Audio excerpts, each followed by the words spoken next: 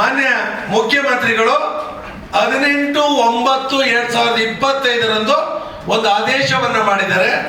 ಅಧಿಕಾರಿಗಳಿಗೆ ಸಂಪೂರ್ಣ ಮಾಹಿತಿಯೊಂದಿಗೆ ಮುಂದೆ ನಡೆಯುವಂತ ಅಧಿವೇಶನದಲ್ಲಿ ಪ್ರಸ್ತಾವನೆಯನ್ನು ಮಂಡನೆ ಮಾಡತಕ್ಕದ್ದು ಒಂದು ಲೆಟರ್ನ ಕೊಟ್ಟಿದ್ದಾರೆ. ಅದರ ಸಂಬಂಧ ಮೊನ್ನೆ ನಮ್ಮ ಇವರು ಯಾರು ಅಂದ್ರೆ ಸರ್ಕಾರದ ಅಧೀನ ಕಾರ್ಯದರ್ಶಿಯವರು 28ನೇ ತಾರೀಕು ಎಲ್ಲ 5 ಕಂಪನಿಗಳು ಪತ್ರವನ್ನ ಬರೆದಿದ್ದಾರೆ. ಎಷ್ಟು ಮನೆಗಳಿಗೆ ಕರೆಂಟ್ ಇಲ್ಲ, ಸಂಪೂರ್ಣ ಮಾಹಿತಿಯನ್ನ ತುರ್ತಾಗಿ ಆಡಳಿತ ವಿಧಾನಸೌಧ ಇವರಿಗೆ ಸಲ್ಲಿಸುವುದು ಅಂತ ಹೇಳಿದ್ದಾರೆ. ಈಗ ಏನು ಚಳಿಗಾಲ ಅಧಿವೇಶನ ನಡೀತಾ ಇದೆ, ಅಲ್ಲಿ ಒಂದು ಬಾರಿ ವಿನಾಯಿತಿಯನ್ನು ಕೊಡುವಂತ ಪ್ರಸ್ತಾವನೆ ಇದೆ. ಖಂಡಿತವಾಗ್ಲೂ ಈಗಾಗಲೇ ಕಟ್ಟಿರುವ ಕಟ್ಟಡಗಳಿಗೆ ಸಂಪೂರ್ಣವಾಗಿ ವಿನಾಯಿತಿ ಸಿಗ್ತದೆ.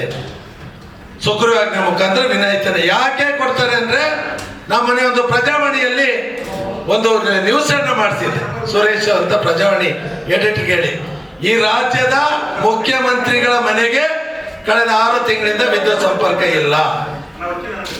ನಾವು ಅದನ್ನೇ ಕಾಯ್ತಾ ಕೂತಿದ್ವಿ, ಯಾವತ್ತೂ ಕರೆಂಟ್ ಕೊಡ್ತಾರೆ 6 ತಿಂಗಳ ಹಿಂದೆನೆ ಗೃಹ ಪ್ರವೇಶ ಆಗ್ಬೇಕಂತ ಕಟ್ಟಡವನ್ನ ಅವರು ತಗೊಂಡಿಲ್ಲ. ಅವ್ರದ್ದು ವೈಲೇಷನ್ ಆಗಿದೆ ಬಿಲ್ಡಿಂಗ್. ಸೊ ಈಗೇನು ನಾಳಿನ ಅಧಿವೇಶನದಲ್ಲಿ ಖಂಡಿತವಾಗ್ಲೂ ಆಗ್ತದೆ. ಯಾಕೆ ಈ ಸಮಸ್ಯೆ ಆಯ್ತು ಅಂದ್ರೆ, ಏನು ಕ್ಯಾಬಿನೆಟ್ ಅಲ್ಲಿ ಕರೆದು ಮಾಡ್ಬಿಡ್ಬೋದಲ್ಲ ಅಂತ ಇರ್ಬೋದು ನಿಮಗೆ.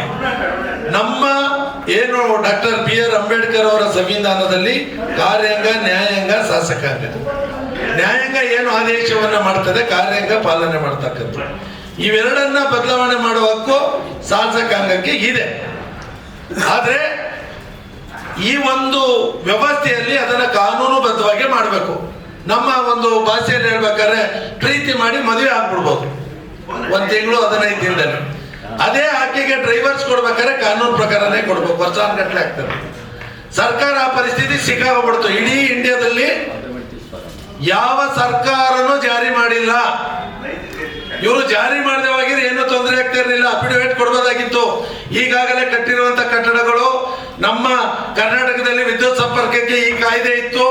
ಆ ಕಾಯ್ದೆ ಪ್ರಕಾರ ಜನಗಳು ಮನೆಯನ್ನ ಕಟ್ಟಿದರೆ ಮುಂದಿನ ಏನು ನಾವು ಒಂದು ಅಫಿಡವಿಟ್ ಅನ್ನು ಕೊಟ್ಟು ಮುಂದೆ ಕಟ್ಟುವಂತವರಿಗೆ ನಾವು ಒಂದು ಸರ್ಕಾರ ಏನು ಡ್ರಾಯಿಂಗ್ ನಕ್ಷೆಯನ್ನು ಅನುಮೋದನೆ ಮಾಡುವಂತ ಸಂದರ್ಭದಲ್ಲಿ ಅವ್ರಿಗೆ ಮಾಹಿತಿಯನ್ನು ಕೊಟ್ಟು ನಾವು ಒಂದು ಪಾಲನೆ ಮಾಡ್ತೀವಿ ಅಂತ ಕೊಡ್ಬೋದಾಗಿತ್ತು.